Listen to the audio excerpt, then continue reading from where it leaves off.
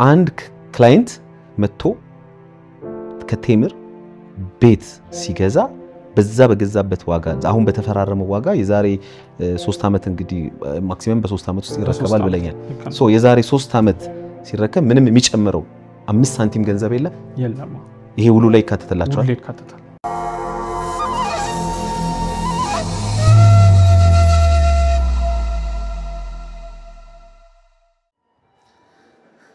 ሰላም ጤና ይስጥልን። የተከበራችሁ የዮሃ ሚዲያ ቤተሰቦች እንደምን ሰንብታችኋል? በዮሃ ሚዲያ የተለያዩ ቤተሰባዊ፣ ማህበራዊ ያልተነኩን ያልተዳሰሱ ታሪኮችን ወደ እናንተ ወደ ተከበራችሁ ተመልካቾች እንደምናደርስ ይታወቃል። ዛሬም በአንድ ታሪክ በአንድ ጉዳይ ተገናኝተናል። እንግዲህ ከዚህ ቀደም አንድ ታሪክ ወደ እናንተ ወደ ተከበራችሁ ተመልካቾች አድርሰን ነበረ። ከዛ ታሪክ ጋር በተያያዘ ደግሞ አንድ ተቋም እገዛ አድርጎ እንደነበረ ይታወቃል። ለባለ ታሪካችን ማነው ያ ተቋም? እስቲ ዛሬ ልጎበኛቸው መጥቻለሁ። አብራችሁን ከቆያችሁ ደግሞ ምን አዲስ ነገር አለ የሚለውን ወደ እናንተ የማደርስ ነው የሚሆነው። እኔ አለምሰገድ ታደሰ ነኝ። በዮሃ ሚዲያ የሚቀርብ ታሪክ ካላችሁ እኛን ማግኘት ከፈለጋችሁ ደውሉ። የመረጃ ክፍል ባለሙያዎች ሀሳባችሁን ተቀብለው ከኛ ጋር ያገናኟችኋል። ተከተሉኝ። እንዴት ነህ ኤልያስ? ሰላም ነው። እንዴት ነህ? ሁሉ መልካም። እንዴት ነህ? እንኳን ሰላም መጣ። እንኳን ደህና ቆየኸኝ። ሁሉ ሰላም? እግዚአብሔር ይመስገን። ስራ መልካም? ሁሉ መልካም እግዚአብሔር ይመስገን። አረፍ በል። እሺ።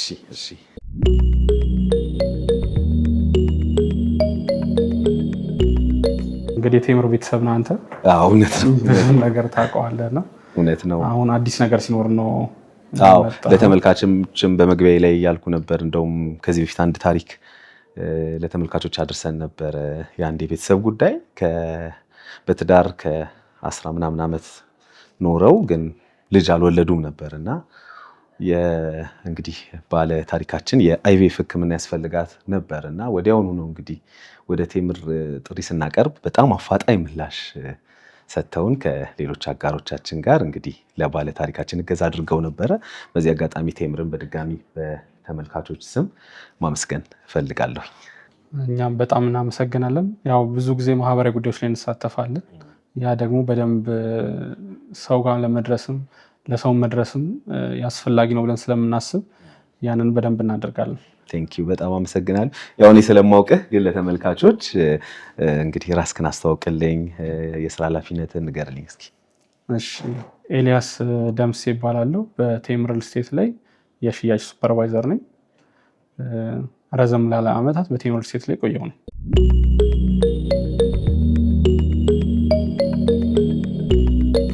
እሺ፣ ቴምር እየበላን ደግሞ ትንሽ እናውራና ስላሉት ነገሮች ያዝ።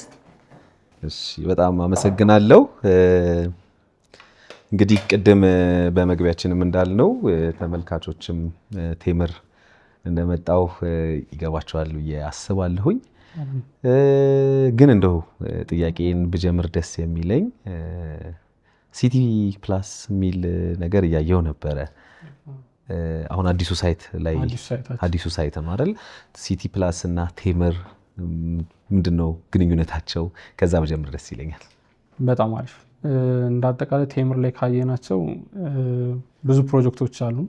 የነዛ ፕሮጀክቶቻቸው ደግሞ በሰዓታቸው የመረከባቸው ጥልቁ ሚስጥር ያለው እዚህ ጋር ነው።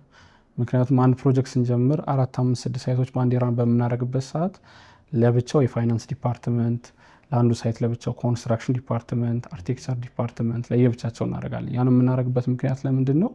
አንዱ ፕሮጀክት ከአንደኛው ፕሮጀክት ጋር መጠላለፍ እንዳይኖር፣ የአንዱ ፋይናንስ ወደ አንዱ እንዳይሄድ፣ የአንዱ ኮንስትራክሽን ማቴሪያል ሳያልቅ ወደ አንደኛው ሳይት እንዳንወስደው የስራ ክፍፍልና የገንዘቡን ክፍፍል አድርገን እንደዛ ነው የምንሰራበትና አሁን ደግሞ አዲስ ያወጣነው ሳይት ሲቲ ፕላስ የምንለው ሳይታችን ነው። እንዲሁ ሳር ቤት አደባባይ ዋናው አደባባይ ወይም አዳምስ ተብሎ የሚገለጸው አካባቢ ላይ የሚገኘው አደባባዩን እያዩ የከተማው ሙሉ ቪው የሚያሳይ ያለበት ቦታ ነው። ወደ 3900 ካሬ ሜትር አካባቢ የሚደርስ እና ያለው አጠቃላይ ስፋቱ ሲቲ ፕላስ እና ቴምር የሚያገናኛቸው እህት ኩባንያ ነው የሚያገናኛቸው ማለት ነው።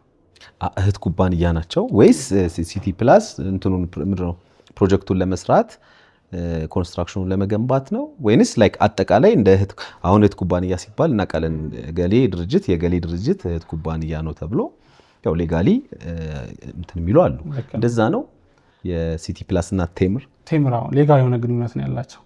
ለቅድም እንዳልኩ ፕሮጀክቶችን ማኔጅ ከማድረግ አንጻር ነው እነዚህ ነገሮች የምናደርገውና ፕሮጀክቶቹ በተባላቸው ሰዓት ዴሊቨር እንዲደረጉ ያን ከማሰብ አንጻር ነውና ሳይት ስናወጣ ከዚህ በፊት የሚገዙ ሰዎች ያውቃሉ። እኛ ጋር ፊልተማ፣ ቡራት፣ ኒውሮድ የሚሉ ስያሜዎች ነበሩና ያን የምናደርገው ከፋይናንስ ኢሹ አንጻር ነው የምናደርጋቸው። ስለዚህ እንግዲህ አሁን በጣም አይን የሆነ ቦታ ነው የምትሉት በእናንተ ቋንቋ የሳር ቤት አደባባይ ላይ አዳምስ ፓቪሊየን ጋር ያለ በጣም እንግዲህ በጉጉት እየተጠበቀ ያለ ሳይት ነው።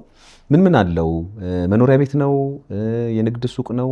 ምንድን ነው ያለው? እስኪ ንገረኝ። እንደ አጠቃላይ ስናየው አብዛኞቹን አፓርትመንቶች ናቸው የሚሆኑት። ከታች የንግድ ሱቆች ይኖሩታል። አሁን ያወጣነው ለሽያጭ አፓርትመንቶቹን ብቻ ነው። ከባለ 1 መኝታ እስከ ባለ 3 መኝታ ድረስ አማራጮች ይኖሩታል። ሁሉንም ባመጣጠነ መልኩ ከ76 ካሬ እስከ 151 ካሬ 76 ካሬ ባለ 1 መኝታ እናገኛለን። 99 ካሬ፣ 100 ካሬ ባለ 2 መኝታዎች ይኖሩናል።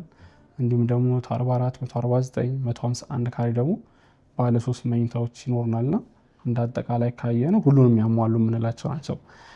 ከተማም እንደመሆኑ ከዲዛይን ዋይዝም ከፋሲሊቲም አንጻር ሁሉም የተሟላላቸው የምንላቸው ናቸው።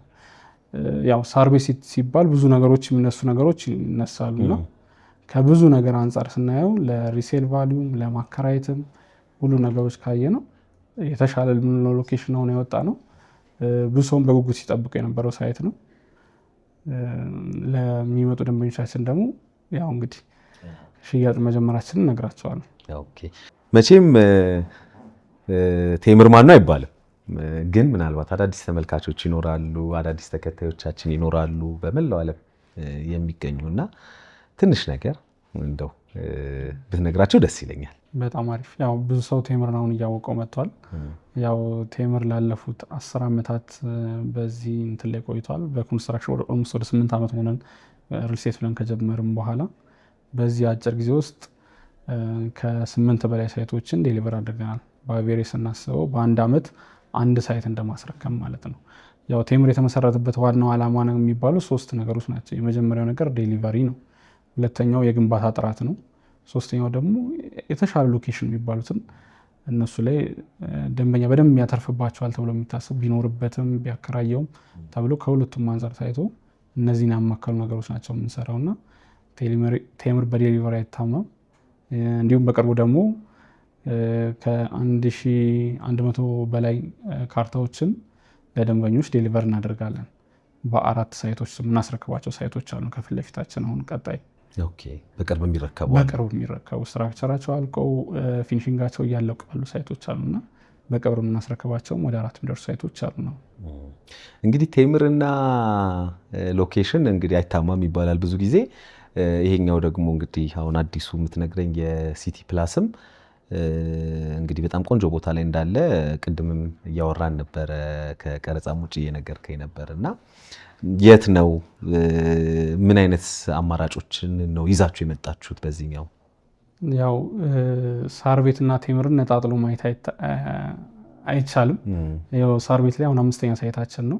ከዚህ በፊት ወደ 4 ሳይቶችን ሰርተናል። ፊኒሽንግ ላይ የደረሱ ሳይቶች አሉ። ይሄ 5ኛው ሳይታችን ነው። አሁን ደግሞ ሳር ቤት ዋናው አደባባይ ላይ አዳምስ ተብሎ የሚታወቁ አካባቢ ላይ አሪፍ የሆነ ሎኬሽን ለአፍሪካ ህብረት ቅርብ፣ ከሴኩሪቲም አንጻር ሳር ቤት የሚታወቅ ነገር ነው።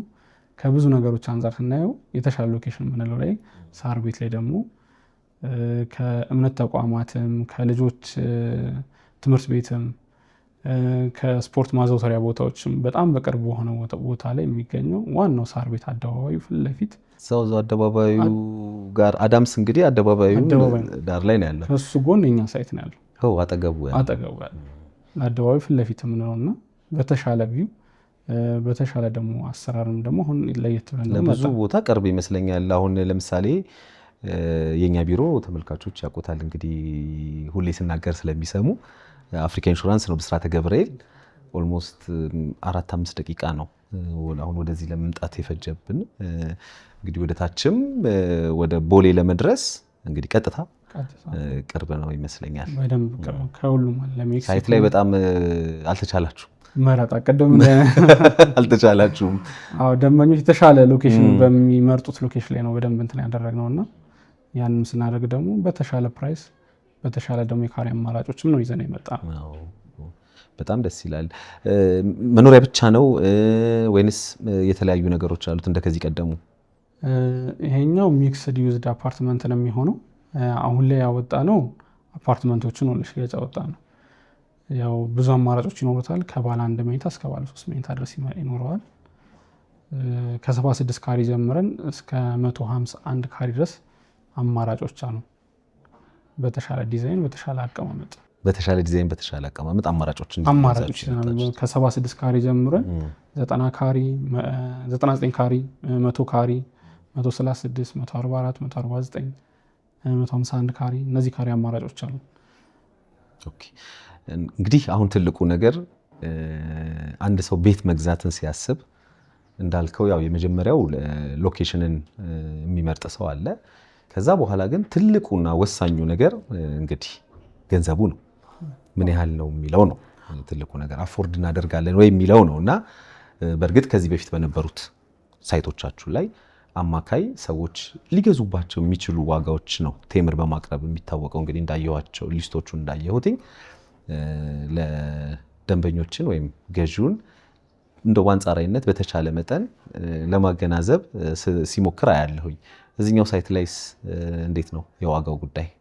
ዋጋ በደንብ እንትን ያደረግንበት ዋጋ ነው። የተሻለ ዋጋ የሚባል ነው ከሎኬሽኑም አንጻር። ከዋጋውን ፕላስ ደግሞ እኛ ደግሞ ያለን ነገር ምንድን ነው እኛ ጋር የሚመጣ ደንበኛ ወለድ የለበትም፣ ኢንፍሌሽን የለበትም። ያው የቴምር ቤተሰቦች አብዛኞቹ ያውቁታል። ብረት ጨመረ፣ የኮንስትራክሽን ማቴሪያል ጨመረ፣ ተጨማሪ ክፍያ እንክፈል ብሎም ፊክስድ የሆነ ፕራይስ ነው። በዚህ 3 ዓመት ቆንጆ ሀሳብ አነሳህልኝ። እዚህ ጋር እንደው በደንብ ዲቴይል ብትነግረኝ በጣም ደስ ይለኛል። ቢኮዝ ተመልካቾችም በደንብ ክሊርሊ አውቀውት ሲገቡ በጣም ደስ ይላልና ለምሳሌ አንዳንድ ቦታዎች ላይ የምንሰማቸው ነገሮች አሉ። በሆነ ብር ያው ውል ተመልከቱ ላለው እኔ ብዙ ጊዜ ማንኛውም ቤት ገዢ ውሉን በደንብ ቢመለከት ተገቢ ነው፣ ለእናንተም ለገዢውም ጥሩ ነው ብዬ ስለማስብ ማለት ነውና ቅድሚያ ይሄን ያህል የሆነ ብር ይባላል። ከዛ በኋላ ግን የማቴሪያል ኦር በሆኑ ነገሮች ጨመሩ በሚል ነገሮች ትንሽ እንትኖች ነገሮች ሲፈጠር ሰማለሁና ወለድ የለውም ስትለኝ ወይም አይጨምርም ዋጋው ስትለኝ አንድ ክላይንት መጥቶ ከቴምር ቤት ሲገዛ በዛ በገዛበት ዋጋ አሁን በተፈራረመው ዋጋ የዛሬ 3 ዓመት እንግዲህ ማክሲመም በ3 ዓመት ውስጥ ይረከባል ብለኛል። ሶ የዛሬ 3 ዓመት ሲረከብ ምንም የሚጨምረው 5 ሳንቲም ገንዘብ የለም። ይሄ ውሉ ላይ ይካተትላቸዋል። ውሉ ይካተታል። ደንበኛው የዶላር ጭማሪ የዋጋ ማሻሻያ ቢያጋጥመው ደንበኛው አይመለከተውም ብለን ውላችን ላይ ያስገብተናል። ምክንያቱም ይሄ ነገር ምንድነው የሚሆነው ደንበኛ የሆነ አቅዶ ለሴ በ7 ሚሊዮን ብር በ8 ሚሊዮን ብር ቤት እገዛለሁ ብሎ መጥቶ በ8 ሚሊዮን ብር ተዋውሎ ከጨረሰ በኋላ ቤቱን በመሃል የኮንስትራክሽን ማቴሪያሎች እናውቃለን። እኛ ሀገር ከዶላሩ ጋር አብሮ የሚንቀሳቀሱ ማቴሪያሎች ይኖራሉ፣ ብዙ ዋጋ ጭማሪዎች ይኖራል። ልክ ከገዛ በኋላ ይቺ 3 ዓመት እቅዴ ናት ብሎ ካስቀመጠ በኋላ በመሃል ጭማሪ ሲሆን ደንበኛ ዲስአፖይንት ያደርጋል። ከእቅድ ውጭ ሊሆን ይችላል። ጭማሪው ደግሞ ገደቡን ላናውቀው እንችላል፣ እጥፍ ሊጨምር ይችላል፣ አናውቀውም። እና በ8 ሚሊዮን ብር ጀምሮ 12 ሚሊዮን ብር፣ 10 ሚሊዮን ብር፣ 13 ሚሊዮን ብር ቢያልቅበት ሌላ ነገር ውስጥ ነው የሚገባው። እና ደንበኛ አቅዶ እንዲገባ ብሩ በተቀመጠለት አከፋፈሉን በደንብ ቀለል አድርገነዋል። የመጀመሪያ ዙር 20% ነው የሚከፍሉት። 20% ከከፈሉ በኋላ ቀሪ ያሉትን አከፋፈሎች ኢዚ እንዲሆንለት አድርገን በኮንስትራክሽን ፕሮግረስ መሰረት ኮንስትራክሽን ፕሮግረሱን ደንበኛው እያየው እንዲከፍል ያደረግነውና ለደንበኛ እፎይታ ነው። ፊክስድ የሆነ ፕራይስ ሲሆን ማለት ነው። ብዙ ሰው የሚሸወደው አሁን እንዳልከው ውል ማይ ሰው እኛ ጋር ደንበኛ ከመግዛቱ በፊት ውል ነው የምናሳይ። ለምንድነው? በውሉ ላይ ያለንን ኮንፊደንስ ማሳይ ስለምንፈልግ ነው። በብር የሚባል ነገር ጀነራል የሆነ ነገር አለ። በብር ነው የምንሸጠው ሲባል የሚጨምር የማይመስለው ሰው ብዙ ሰው ስላለ አሁን የብር ውል ሲሆን ለደንበኞችም እንደ ኢንፎርሜሽን እንዲሆናቸው 2 አይነት ውሎች ነው ያሉት የብር ውሎች ላይ። አንደኛው ምንድነው ኢንፍሌሽን ያለው፣ ሁለተኛው ደግሞ ኢንፍሌሽን የሌለው። ኢንፍሌሽን ያለው ሲሆን እንደ ኮንስትራክሽን ማቴሪያል በወቅቱ ባለው ጭማሪ ደንበኛው እየጨመረ ይሄዳል የሚለውን ያካትታል። እኛ አሁን እየተጠቀምን ያለው ኢንፍሌሽን የሌለውን ነገር ምንም ነገር ቢሆን ተጨማሪ ነገር የሌለው። ምን ይታወቃል ደግሞ ነገ የኮንስትራክሽን ማቴሪያሎች ደግሞ ቢረክሱ ደግሞ ችግር የለውም። ምክንያቱም ለኦፈራችሁ ለክላይንት ያቀረባችሁት ኦፈር ያ እንደ ምስጋናም ይሆናል ለእናንተ ኢፍ ቢቀንስ ለማለት ፈልጌ።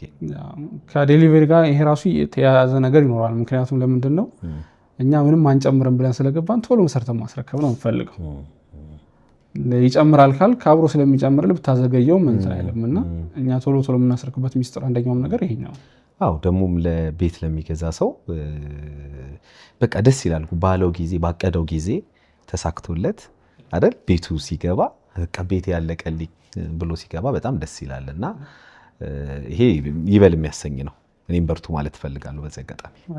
ስለዚህ ሲቲ ፕላስ ላይ እንግዲህ ሳር ቤት መሀል ሴንተር የሆነ ቦታ ላይ አንድ ደንበኛ እንግዲህ ቤት የመግዛት እቅዱ ፕላኑ ካለው ስንት ብር ያዘጋጅ? ከ9 ሚሊዮን 120 ሺህ ብር ጀምሮ እስከ 16 15 እስከ 20 ሚሊዮን ብር ባለው ኢንተርቫል ያገኛሉ። መነሻው ይሄ ነው። ለባለ አንድ መኝታ የባለ አንድ መኝታ። ያከፋፈሉ ሁኔታስ እንዴት ነው? ያከፋፈሉና እግረ መንገድህንም የፊኒሺንጉ ሁኔታ እንዴት ነው? ሰሚ ፊኒሽድ ነው? ፉል ፊኒሽድ ነው? ኦር ደንበኛው ገብቶ ነው የሚጨርሰው? እሱን ነገር እግረም። አከፋፈል ሁኔታው የሚሆነው ቅድመ ክፍያ 20% ነው የሚጀምረው። ቀሪውን በ3 ዓመት ኢንተርቫል ቀስ ብለው የሚከፍሉበትን ኢንተርቫል ነው ያዘጋጀ ነው። ፊኒሺንጉን 2 አማራጭ አለን። በሰሚ ፊኒሽድም በፉል ፊኒሽድም አለን። ደንበኛው እንደመረጠው እንደ ደንበኛው ፍላጎት። ያው ፊኒሺንግ ሲባል የደንበኛው ቴስት የተለያየ ቴስት ስላለ እዚህ ውስጥ ያለን ሁላችን እንኳን ብናይ የተለያየ ቴስት ነው ያለንና ያን ደንበኛውን ኮሎናይዝ ላለማድረግ በደንበኛው ምርጫ አድርገናል። በሁለቱም ኦፕሽን ለደንበኞች እናቀርባለን። አከፋፈሉ ይሄ ነው የሚመስለው።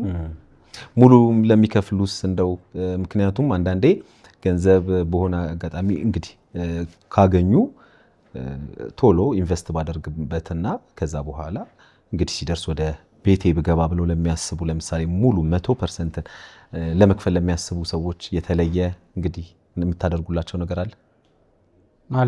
አዎ ቴምርና ዲስካውንት አይለያዩም።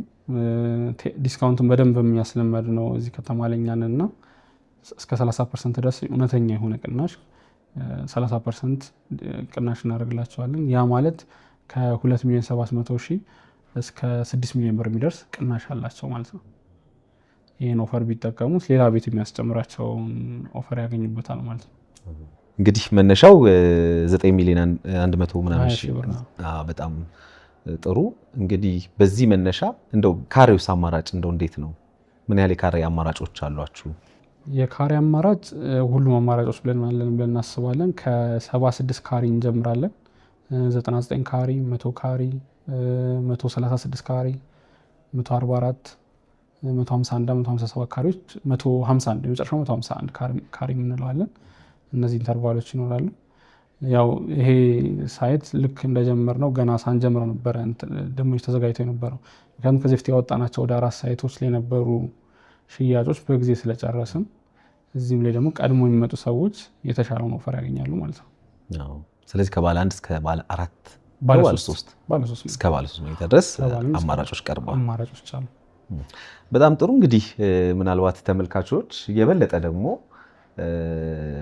መረጃዎችን ከፈለጋችሁ የሳይት ጉብኝቶችን ጨምሮ ማለት ነው እንግዲህ ኤልያስ እና ባልደረቦቹ ይኸው ከታች በተቀመጡት ስልክ ቁጥሮች ታገኟቸዋላችሁ። ደውሉላቸው፣ ኑ ሳይቱን ተነጋገሩ። ሀሳቡ ካላችሁ እንግዲህ ይህንን ጨምሮ ሌሎች አማራጮችን እንግዲህ እነ ኤልያስ ያቀርቡላችኋል ማለት ነው። በጣም ነው የማመሰግነው ለሰጠኸኝ መረጃ። እንግዲህ በተመልካቾች ስም ከልብ አድርጌ አመሰግናለሁ። ላቀባበላችሁም ለሰጠኝ መረጃ በመጨረሻ የምታስተላልፈው መልእክት ካለ እድሉን እሰጥሃለሁ። እሺ፣ እኛም በጣም እናመሰግናለን። ሁሌ አዳዲስ ነገር ሲኖር እየመጣችሁ ስለምታዩን ስለምትጎበኙ በጣም እናመሰግናለን። በመጨረሻ ላይ የምችለው ነገር ምንድነው? ያው ቴምር አሁን አክቲቭ የሆኑ ሌሎችም ሳይቶች አሉት። ፒያሳን ጨምሮ ሱቆችም ይኖሩታል። እዚሁ አልነጃሽ መስጊድ ፊት ለፊት ደግሞ ወይም ቡልጋሪያ የምንለው ላይ እዛ ላይም ቤቶች ይኖሩናል። የቀሩን የተወሰኑ ቤቶች ይኖሩናል። እነዚህን አማራጮች ደንበኞች መጠቀም ይችላሉ። አዋሪን ጨምሮ ቤተመንግስትን ጨምሮ እነዚህ ላይ የተሻሉ አማራጮችም አሉ። እነሱን አማራጮችን ቢደውሉልን ከሰበብ የምናስቀምጥላቸው ስልክ ቢደውሉልን ፉል የሆነ ኢንፎርሜሽን እንሰጣቸዋለን። በጣም አመሰግናለሁ ኤልያስ። እኔም በጣም አመሰግናለሁ። መልካም ጊዜ፣ መልካም ቀን። ሰላም። እንግዲህ የተከበራችሁ ተመልካቾቻችን ዛሬ እንግዲህ ቅድም በመግቢያችንም እንደነገርነው በቆይታችንም እንደተከታተላችሁት እንግዲህ በቴምር አዲሱ ሳይት ላይ ያለውን ዝርዝር መረጃ ለእናንተ ለተከበራችሁ ተመልካቾች አድርሰናል። በሌላ ጊዜ በሌላ ታሪክ በሌላ ጉዳይ እስከምንገናኝ ድረስ በዚሁ ሰናበታችኋለሁ። በየውሃ ሚዲያ የሚቀርብ ታሪክ ካላችሁ እኛን ማግኘት ከፈለጋችሁ ደውሉ። የመረጃ ክፍል ባለሙያዎች ሀሳባችሁን ተቀብለው ከኛ ጋር ያገናኟቸዋል። እኔ አለምሰገድ ታደሰ ነኝ።